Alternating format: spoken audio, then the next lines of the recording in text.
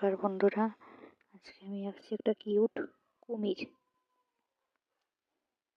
তার জন্য আগে আমি পিছন দিক দিয়ে এরকম টেনে লেজের পোর্শনটা এঁকে নিচ্ছি। এরপর আমি মাথাটা আঁকছি।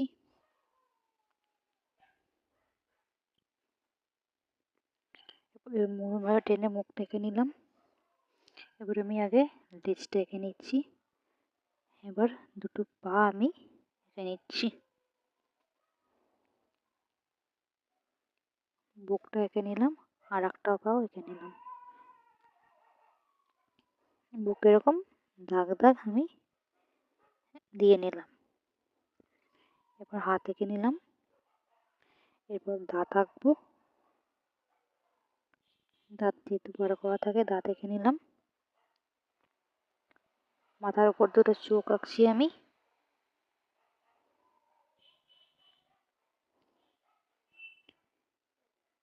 এরপর পিঠে কাটা কাটা এরকম দাগ দাগ এঁকে নিচ্ছি।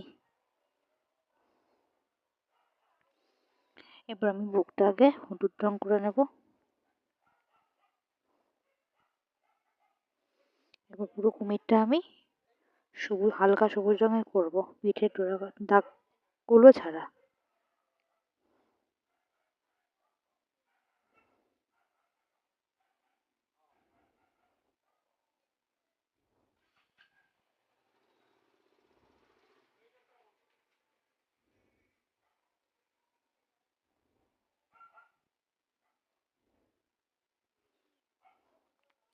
এবার পিঠের দাগগুলো আমি ডিপ সবুজ করে নিচ্ছি রং।